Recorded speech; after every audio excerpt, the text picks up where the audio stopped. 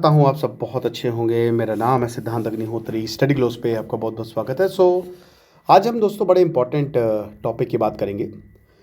और America Saudi का जो रिलेशन है ना, गड़बड़ा रहा है गुरु। अब आप बोलेंगे सर समझ नहीं आया, तो चलो समझाते हैं। बहुत अच्छा आर्टिकल है टाइम्स ऑफ इंडिया का। और दोस्तों आज आखिरी दिन है, विंटर सेल हमारी लाइव है, सारे कोर्सेज पे 40% ऑफ है। डिस्क्रिप्शन और कमेंट बॉक्स में लिंक दिया है, कोर्स को अवेल करें, आपको बहुत ज़्यादा फायदा होगा। तो देखिए, अमेरिका ने 1.4 बिलियन डॉलर ये मिलिट्री सेल्स अप्रूव की हैं सऊदी अरेबिया को, ठीक है, जिसमें 500 मिलियन डॉलर इसमें royal Saudi land forces RSLF को ट्रेन करेगी अमेरिका। तो पहली बार जो अमेरिका का फॉरेन मिलिट्री सेल्स पैकेज है, ठीक है, जब से सऊदी अरेबिया एक मेजर नॉन नेटो एलाई है। याद रखिएगा कि सऊदी अरेबिया नेटो का मेंबर नहीं है, और उसके बावजूद मोहम्मद बिन सलमान को इतना बड़ा पैकेज दिया है। और अभी नवंबर में ये वाइट हाउस भी गए थे मोहम्मद बिन सलमान। पाकिस्तान ने सऊदी के साथ डिफेंस पैक्ट क्यों साइन किया है? क्योंकि पूरी दुनिया में एक डर है कि अमेरिका हमको बचाने नहीं आएगा, और यही NSS का डॉक्यूमेंट भी कहता है कि हमारे इंटरेस्ट हो गए तो हम बचाने आएंगे, जिसकी वजह से पैनिक है। इसराइल ने कतर पे बॉम्बिंग कर दी, जिसकी वजह से सऊदी को लगा कि हमारे ऊपर भी बॉम्बिंग हो सकती है, तो बेस्ट है कि जिस वजह से हमने पाकिस्तान को पाला पोसा है, अब बेटा दूध का कर्ज चुकाना पड़ेगा तुमको। अब इसमें F-35 फाइटर जेट्स भी होंगे जो दिए जाएंगे सऊदी को। एक स्ट्रैटेजिक डिफेंस एग्रीमेंट भी होगा, और ट्रेनिंग और टेक्नोलॉजी ट्रांसफर भी होंगे। आप विश्वास करेंगे, एक defence agreement, strategic defence agreement का क्या मतलब है भैया?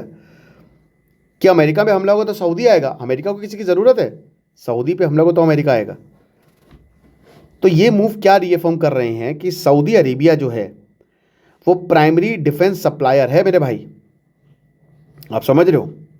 लेकिन लॉन्ग टर्म सिक्योरिटी गारंटी हम नहीं दे सकते। आपको लग रहा होगा कि यार एक चीज़ समझ में नहीं आ रही है कि ये कर क्या रहा है अमेरिका, मतलब ये अच्छी बात है क्या सऊदी को इतना पैसा दे रहा है? नहीं दोस्तों मेरे भाई, वाह नहीं दोस्तों मेरे भाई, ये अच्छी बात नहीं है, ये डेंजरस है।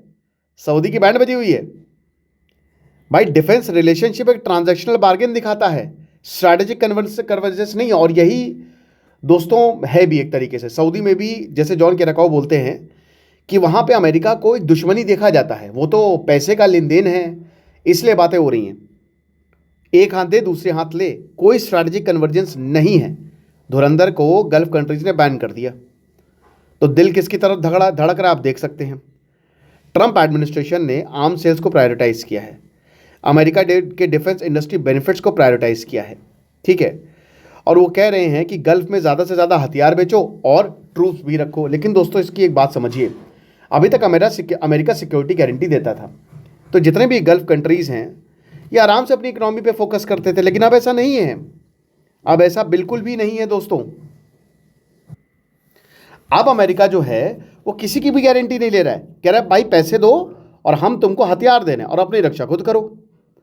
आर्म्स पैकेज जो है इसमें कोई भी एडिशनल US पर्सनल या फिर कॉन्ट्रैक्टर्स नहीं डिप्लॉयमेंट होंगे, ठीक है।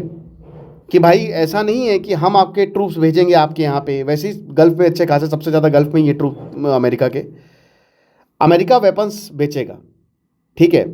और इसमें सिक्योरिटी ऑब्लिगेशन ज़्यादा होंगे। उसका रीज़न है डिफेंस, अमेरिका का डिफेंस सिस्टम कतर में एक्टिव नहीं हुआ, क्योंकि अगर आप अमेरिका के डिफेंस सिस्टम ले रहे हैं तो अमेरिका सुनिश्चित करेगा, आपको अमेरिका से पूछना पड़ेगा, ठीक है। मोहम्मद बिन सलमान 2017 से सऊदी अरेबिया का जो हैवी डिपेंडेंस है फॉरेन आर्म्स इंपोर्ट्स पे, उसको ही रिड्यूस करना चाह रहे हैं, ठीक है। लेकिन अभी भी सबसे ज़्यादा डिफेंस स्पेंडर है, क्योंकि देखिए सऊदी को ना दो चीज़ों से डर लगता है, एक तो स्ट्रॉन्ग आर्मी और एक डेमोक्रेसी। जितने भी गल्फ कंट्री है, अगर स्ट्रॉन्ग आर्मी होगी तो वो इनके किंगडम को टेक ओवर कर लेगी। तो इसीलिए सऊदी या फिर गल्फ कंट्री की किसी की भी स्ट्रॉन्ग आर्मी नहीं है। इनकी सिक्योरिटी पाकिस्तान ने दी और अमेरिका ने दी है। और डेमोक्रेसी मतलब रॉयल फैमिलीज चलाती हैं। अगर आप UAE में पैदा होते हो तो आप, अगर मान लीजिए आप वहाँ पे पैदा हो रहे हो और सिटीजन हो वहाँ पे, तो आप पैदाइशी करोड़पति हो, क्योंकि इतना कुछ आपको UAE सऊदी देता है। वो अपने सिटीजन्स को बहुत खुश रखते हैं कि कभी हो ही ना पाए यहाँ पे प्रोटेस्ट, ठीक है। क्योंकि जिस दिन डेमोक्रेसी आई उस दिन ये गए। डेमोक्रेसी का नाम ही होता है of the people, by the people, for the people. 75% जो मिलिट्री बजट है वो इंपोर्ट्स में जाता है। 2024 इतना जो हथियार है वो खरीदता है। विजन 2030 में सऊदी अरेबिया कह रहा है कि अब 50% डिफेंस स्पेंडिंग हम लोकलाइज करेंगे, यानी कि आत्मनिर्भर अब सऊदी में भी होगा, हम ही बनाएंगे। और बना भी लेगा सऊदी, खुद नहीं बना पाएगा, बाहर से ले आएगा ना। अमेरिका के बहुत सारे डिफेंस साइंटिस्ट यहाँ पे आ जाएंगे, आप भारत से आ जाएंगे, क्योंकि सऊदी पैसा फेंकता है, और यूएई भी। 25% तक तो पहुँच गए हैं ये कि हाँ प्रोग्रेस हुई है। तो भाई डरता है, मोहम्मद बिन सलमान भी डरे हुए हैं कि देखो अभी फुल ऑपरेशनल सेल्फ सफिशिएंसी नहीं है। और देखिए सऊदी के पास कोई न्यूक्लियर बॉम्ब भी नहीं है। इनको डर ये है कि भाई देखो कभी भी प्रॉब्लम हो सकती है। येमेन में हम एक वॉर लड़ रहे हैं, ठीक है, सीरिया ईरान हमेशा नज़र गड़ाए हुए है, और सऊदी डर के मारे इस तरीके की डिसीजंस लेता है कि पाकिस्तान के साथ डिफेंस पैक्ट साइन कर लो, चाइना के साथ कर लो। मोहम्मद बिन सलमान को अब पता है कि भाई हमको अपनी आर्मी को आगे बढ़ाना पड़ेगा, क्योंकि अमेरिका नहीं आएगा, और हमारी आर्मी अभी उतनी केपेबल नहीं है कि अगर एक फुल फ्लेजेड अटैक हो गया हम पे तो हम उसको ख़त्म कर दें। इसीलिए सऊदी फेंकता है पैसे लिटरली कि हमको कोई भी बचा ले। चाइना के साथ इन्होंने मिलिट्री कोऑपरेशन को डीपेन किया, अमेरिका बहुत ज़्यादा नाराज़ हुआ, जॉइंट एक्सरसाइजेज हुई, ट्रेनिंग हुई, पॉलिटिकल एंगेजमेंट हुआ, और सऊदी और इजराइल को चाइना साथ लेके आया, अमेरिका नहीं कर पाया। इब्राहिम अकॉर्ड 2020 में अमेरिका ने कराया, बट सऊदी नहीं था उसमें। चाइना जो है ऑलरेडी सऊदी अरेबिया का लार्जेस्ट ऑयल कस्टमर है, सबसे ज़्यादा तेल सऊदी अरेबिया चाइना को बेचता है, और इंपोर्ट सोर्स भी $56 बिलियन 2024 में रहा है। और 2030 का अगर आप इनका विजन डॉक्यूमेंट देखें तो चाइना विजन इन्वेस्टर है, हर जगह बहुत पैसा है चाइना के पास, सऊदी के पास भी बहुत पैसा है। पाकिस्तान के साथ तो इन्होंने एक प्रॉपर डिफेंस एग्रीमेंट ही कर लिया, जो मैंने आपको बताया, राइट। लेकिन दो इश्यूज़ हैं जिसकी वजह से अमेरिका सऊदी टाइज, एक तो चाइना की प्रॉब्लम, भाई सऊदी अरेबिया की क्लोजनेस चाइना से बढ़ती जा रही है। मैंने क्या बताया कि अमेरिका से एक ट्रांजैक्शनल रिलेशनशिप है, अमेरिका को कोई प्यार नहीं करता है सऊदी, और जहाँ पे ये दिक्कतें होती हैं लात मार के भगा देता है देश, जब उसकी ज़रूरतें पूरी हो जाती हैं। सऊदी अरेबिया भी आज नहीं तो कल ये करेगा ही करेगा। जहाँ उसकी सेल्फ सफिशिएंसी आई, या जहाँ पे उसको लग गया कि हाँ अब हमारी आर्मी सही है और हम दूसरे, मतलब चाइना भी हमारी मदद कर सकता है, भगा देगा अमेरिका को वो। और वैसे भी आप इजराइल और अमेरिका जिस तरीके से एग्रेसिव स्टैंड ले रहे हैं वो फिलिस्तीन पे, सऊदी में रेजिस्टेंस बढ़ रहा है। सऊदी के लोग बोल रहे हैं कि क्या कर रहे हो तुम, अमेरिका के पीछे क्यों लगे हुए हो। तो यहाँ पे रॉयल फैमिलीज को पता है कि अगर कुछ नहीं किया तो फिर लोग उठ खड़े होंगे हमारे खिलाफ, ठीक है। F-35 डील्स की बात करें तो वो यूएई के साथ नहीं सक्सेसफुल हो पाई अमेरिका की, ठीक है।